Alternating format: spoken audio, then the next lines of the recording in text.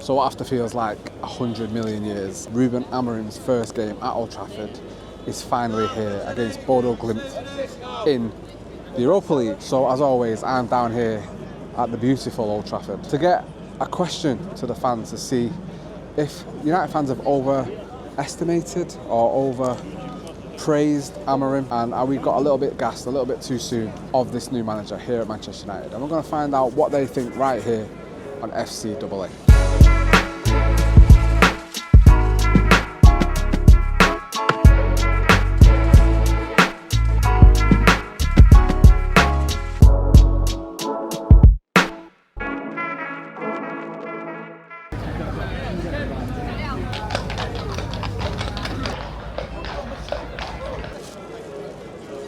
So for me, it's pretty simple. Like this week, I got asked if United are ready for the man after Amorim, after one game. And I think there has been a little bit too much anticipation, waiting for over 2 weeks for his first game.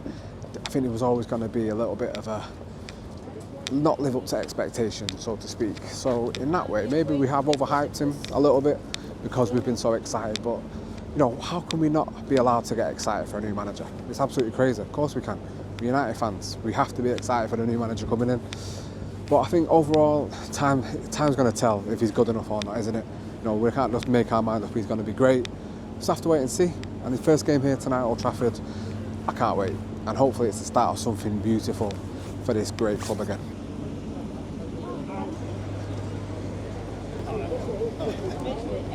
So they're my thoughts on Ruben Amorim, but let's ask some of the United fans what they think about the new Man United manager. Listen, we've been suffering the last 2 years under Eric Ten Hag. Do you know what I mean? We're getting battered by the likes of Bournemouth and Brighton and struggling against FC20 and just struggling. We've not had a decent performance here at Old Trafford under Eric Ten Hag for the last 18 months. So you can't blame him for getting excited and getting hopeful that things might change. But listen, it's early days. He's had one game. I'm super excited about him. I genuinely think this is our guy. This is the man. The way he speaks, the way he talks about himself, just the way he carries himself, his charisma. It just feels right. With Eric Ten Hag, he never had that. He never felt like he had. Don't get me wrong, he had the fans on side, but he never felt like he was loved by the fans, like a Klopp or like we see with Ancelotti and the rest of them. But this guy feels like you can buy in right away. He's going to have to see on the football field. We're going to have to give him a couple of weeks, couple of months, and see how he gets on. But he's got time. We're United fans. We've got to get excited. We're the best club in the world. Do you know what I mean? So why not get excited? So let's go for it.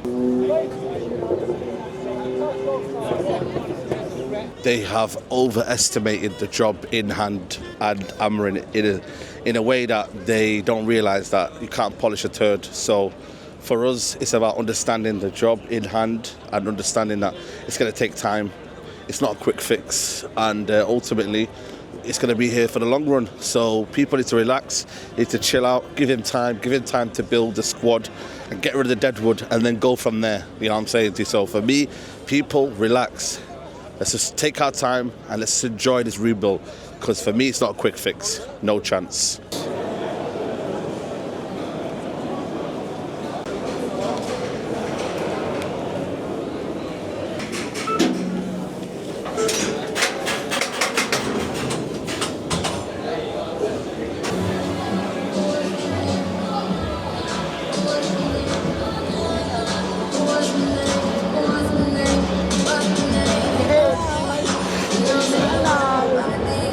Your favourite steward? Always. You okay? Yeah, are you? You excited for this game? First game? Oh yes. We're going to win? Yeah. What score? 3-1. 3-1. Right, it's on now. Pass you there, fellas.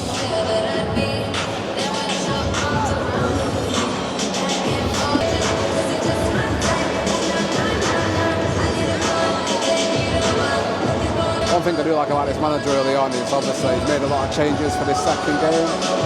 He still needs to learn the squad, still needs to learn who he can trust, who's going to be playing for him going forward. We'll see, there's some players in there that are playing for their futures. I'm talking Mount, I'm talking Anthony, there's a few in there that are definitely playing for the futures, but hoping we can get a good win tonight. The captain Bruno Fernandes, number 9 Rasmus Højlund. Some sad news to report for anyone that was enjoying watching the players warm up right in front of me in my past videos. Doesn't look like it's going to happen anymore.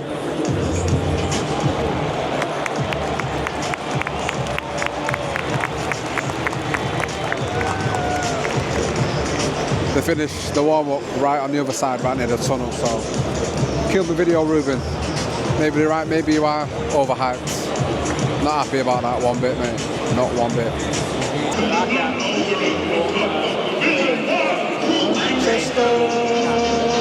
Manchester United. A bunch of bouncing must be made. They deserve to be knighted. Ever they're playing in the town, get yourself to that football ground. Take a lesson, you will see football taught by Matt Busby or Manchester United. Old Trafford, this is the UEFA Europa League. Will you please welcome Bologna and Manchester United? Hey.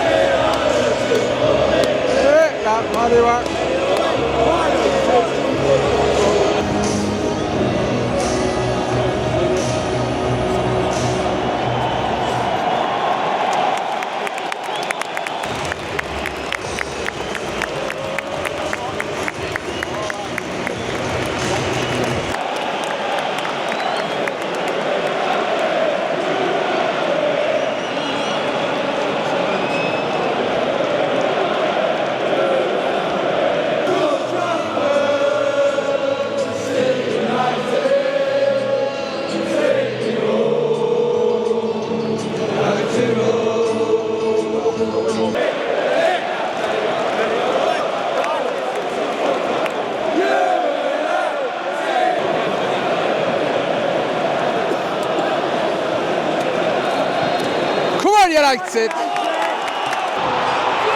Yeah!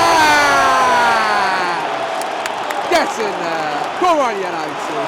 1-0 United. Garnacho gets in there. Come on.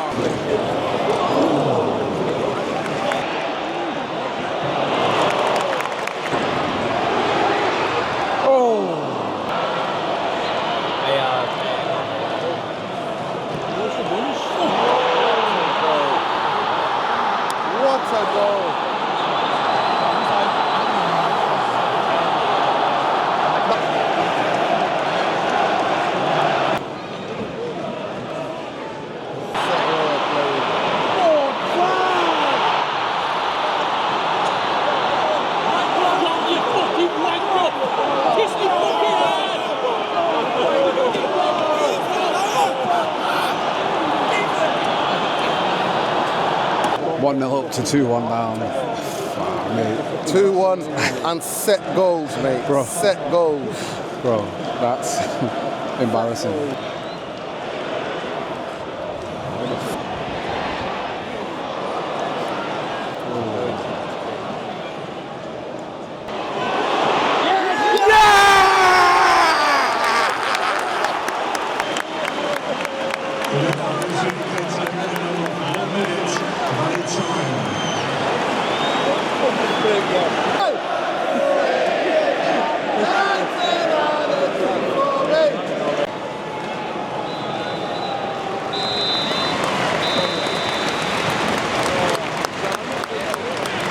There we go, then half-time 2-2. Amorim must be tearing his hair out with his team.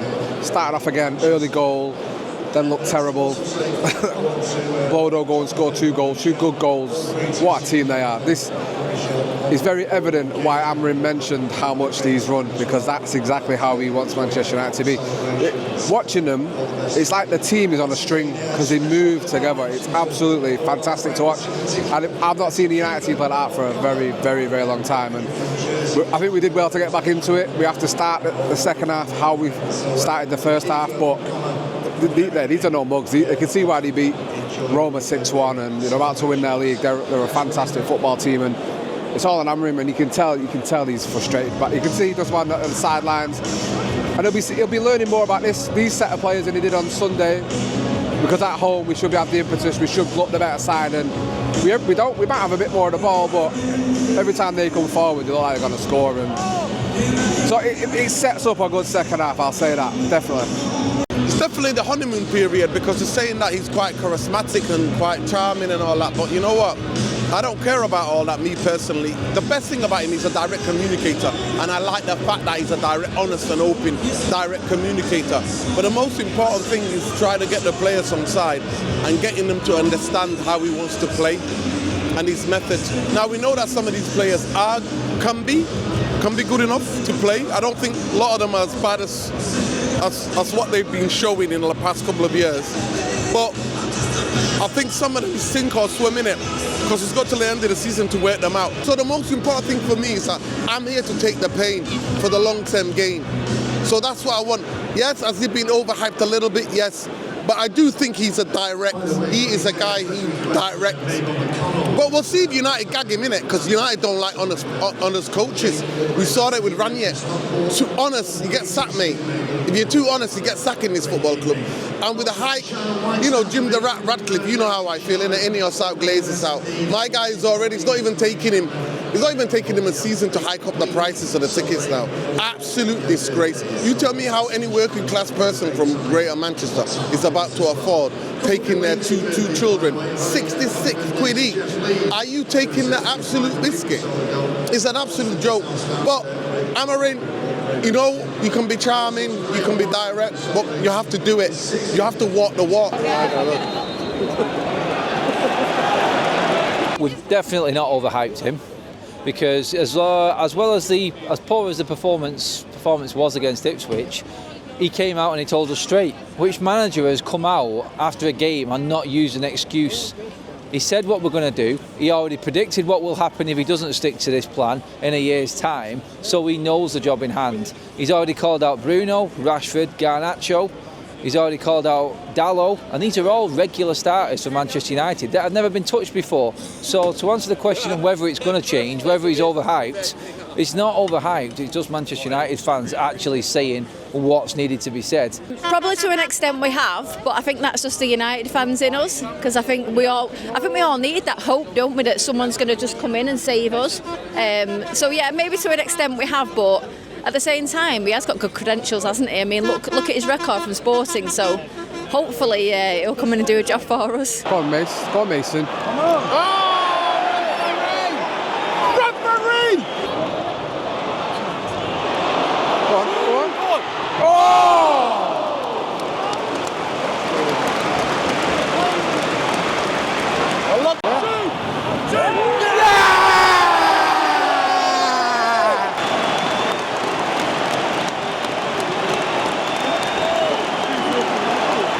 The delay in actually appointing him has not helped. The fact that we knew he was coming was probably about a month away from the actual game, and the media have got themselves in a right to innate about it. Am I worried about him? Well, I thought he was going to be pragmatic about how he plays, and he sort of reined back on that by suggesting that in games it would be a 3-4-3 and a 4-4-2.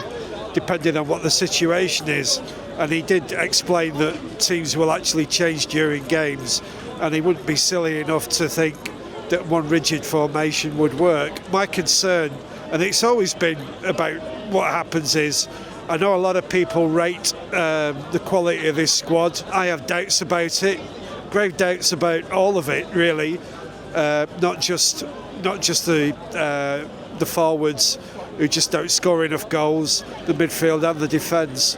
We'll see how brave Ineos are, because my interpretation of actually appointing him now is they do think the squad is good enough to qualify for the Champions League, and to be honest, I think they'll do well to finish sixth. I wish him all the best, and I hope he proves me spectacularly wrong.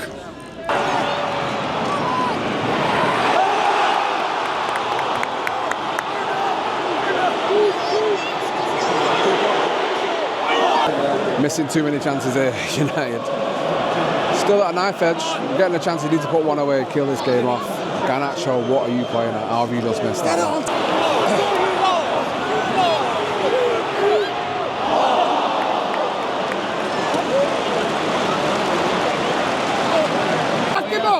Back him up!